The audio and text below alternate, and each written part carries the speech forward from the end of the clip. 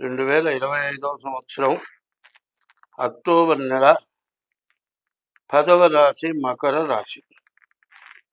మకరస్యాన్ మృగో నక్రః. ఈ మకర రాశి అమ్మవారికి బాగా ప్రీతైనటువంటి రాశి. ఈ మకర రాశి వాళ్ళు అమ్మవారిని ప్రత్యేకించి పూజించడం చాలా విశేషం. చెప్పాలి అంటే ఈ మకర రాశికి ఏ గ్రహం కూడా బాగాలేదు. ఈ మకర రాశిని రక్షించేవాడు ఎవ్వరూ లేరు. ఎందుకంటే ఈ మకర రాశికి వచ్చేప్పటికల్లా కుంభంలో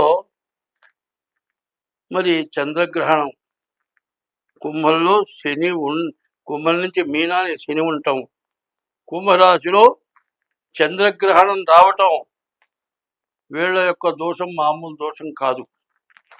ఎప్పుడో పూర్వజన్మలో తీసుకున్నటువంటి దుష్కృతం అని చెప్పాలి. అందువల్ల ఈ రాశి వాళ్ళ బాధలు చాలా ఎక్కువగా ఉంటాయి. ఈ బాధలు ఎట్లా ఉంటాయంటే, కొంతమంది ఏం చేస్తారంటే తన బాధలు ఆప్తులైన వాళ్ళకి చెప్పుకుంటారు. ఇవాళ ఆప్తులు, మన మీద ప్రేమ ఉండేవాళ్ళు కోటికి కూడా ఒక్కళ్ళు లేనిది మాత్రం గుర్తుపెట్టుకోవాలి. ఏమీ లేకపోయినా మంచి గుట్టగట్టుకొని గొప్పగా మెళ్ళో బంగారం వేసుకొని ఇంటికి వచ్చి ఉప్పు కారం వేసుకొని తిన్న వాళ్ళకున్న విలువ మంచిగా తను తింటూ ఒకడికి పెడుతూ ఏమి లేకుండా నాలాగా ఉన్నా కూడా మనిషికి విలువ లేదు. నేనుండేది వాళ్ళ రేకులిల్లు, నేనే మూటగట్ల. మరి ఎన్నో ఉంగరాలు వచ్చినాయి, అన్నీ అమ్మేసా, కుటుంబానికే ఖర్చు పెట్టా. అట్లాగే ఇవాళ భేషజంగా ఎవరైతే ఉంటారో వాళ్ళే గొప్పవాళ్ళు. ఇవాళ ఉన్న పరిస్థితి ఏమిటి అంటే, ఎవరైతే గొప్పగా ఉంటారో వాళ్ళు గొప్పలు చెబుతారు, కానీ ఇంటికి వస్తే బయట నుంచోబెట్టి మాట్లాడి పంపిస్తారు. ఇంటికి వస్తే మంచినీళ్ళు కాఫీ ఎవరిలో ఇవ్వాల్సి వస్తుందేమో అని భయం.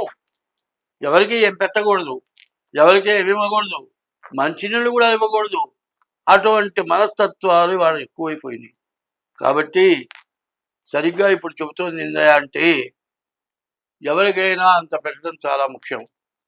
చాలామంది వాళ్ళు ఏం చేస్తున్నారంటే, ఒకప్పుడు కూరగాయలు అమ్మితే చివరికి మిగిలిన కూరగాయలు తక్కువ రేటుకి అమ్మేవాడు.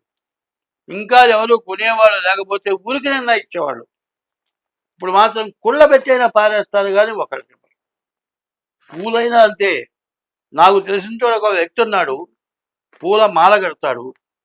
పూల మాల శుక్రవారం కానీ శనివారం పూజలు మేము చేసేవాళ్ళం చిన్నప్పుడు. ఆ పూజలకు పూలు ఇచ్చేవాడు. అమ్మటం అయిపోయిన తర్వాత మిగిలితే పూలు చెత్త దిబ్బ మీద బారేసిపోయేవాడు. ఆ చెత్త దిబ్బ మీద బారేసిన పూలు ఎవరు ముట్టుకోరు. తెల్లారి ఆ పూలు తెచ్చి దేవుడికి అమ్మేవాడు. ఇది మహాపాపం కాదా? ఇటువంటి పనులు చేయొచ్చా? ఈ పాపం వల్ల ఎన్ని రకాల బాధలు పడాల్సి వస్తుంది. ఇది ఎవరికైనా తెలుస్తుందా? డబ్బులు రావటం ముఖ్యం, సంపాదించుకోవడం ముఖ్యం, నిల్వ చేసుకోవడం ముఖ్యం, ఎన్ని డబ్బులు వస్తాయో అంత ముఖ్యం, పొద్దుగిన తర్వాత కడుపు నిండా తాగటం ముఖ్యం. ఇదే ముఖ్యం, ఇది కాదు ముఖ్యం. ఇప్పుడు కొంతమంది సరిగ్గా ఈ రాశికి మంచి అంటూ ఎక్కడా ఏమీ చెప్పడానికి వీల్లేదు. కాబట్టి కొన్ని మంచి విషయాలు చెప్పుకున్నాం. మృత జీవులు జీవన మృతులని ఇద్దరున్నట్ట. బతికుండి చచ్చిపోయిన వాళ్ళు మృత జీవులు, జీవన్ మృతులు చచ్చిపోయి కూడా బతుకున్నవాళ్ళు. ఎట్లా ఉంటారంటే, ఒక పల్లెటూళ్ళలో పెద్ద రౌడీ ఉన్నాడు. వాడు ఎదురొచ్చేవాడు ఎవడన్నా వస్తే వాడు ఏదైనా ఇవ్వాలి, లేకపోతే వాడు తలకాయ పాల్గొట్టుకుపోతాడు. పైన వాడు ఏం చేస్తాడంటే, బావి నీళ్ళు మంచినీళ్ళు తోడుకొని తాగుతారు. ఆ బావికి చుట్టూ పళ్ళెం ఉంటుంది, బావి శుభ్రంగా ఉంచుతారు. వాడు తెల్లవారుజామున లేచి ఆ బావి పళ్ళెం మీద 2 ఏళ్ళు కూర్చుంటాడు రోజు.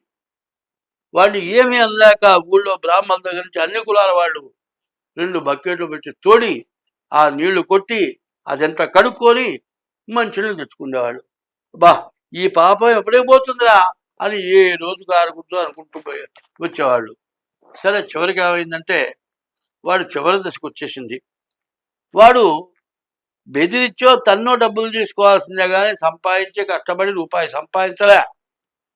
వాడికి చివరికి అనిపించింది, అయ్యో నేను పాపం చేశాను, నేను మంచి చేయలేదు కదా అని బాధపడి కొడుకును పిలిచిన. ఆయన పెద్దవాళ్ళు మంచి చెబుతారు చివరికి. నేను ఒక మాట చెబుతా విన్నాయన, నా మాట ప్రకారం నడుచుకో అన్నాడు. ఏమిటా అంటే, నన్ను మంచివాడు అనిపించరా నాయనా అన్నట్ట.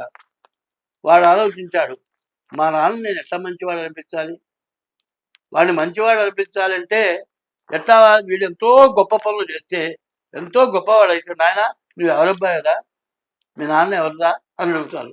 అంటే తండ్రి మంచిగా పెంచాడు అని ఉద్దేశం కోసం అంటారు. వీడికి అంత కష్టపడే ఓపిక లేదు.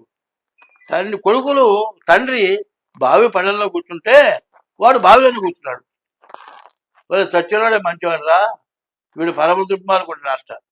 అట్లా కాకుండా మనం బాగుండాలి అంటే ఎంత చెడునైనా మంచిగా తీసుకునే అవకాశం బాగా ఉన్నది. ఎందుకంటే నేను చెప్పేది, చాలా మంచి పనులు చేయడానికి చాలా అవకాశాలు ఉన్నాయి. ఆ అవకాశాలని పోగొట్టుకోవాకండి. ఒకటి చెబుతున్నా, గుడి ఉందండి, రాత్రిపూట అలంకారం చేస్తారు. అలంకారం ఏమిటి, 2, 3 అవుతుంది. చిమ్మేవాళ్ళు పగలల్లా చిమ్మి పడుకుంటారు. కొంతమంది పూలు కడతారు, పూలు అందిస్తారు.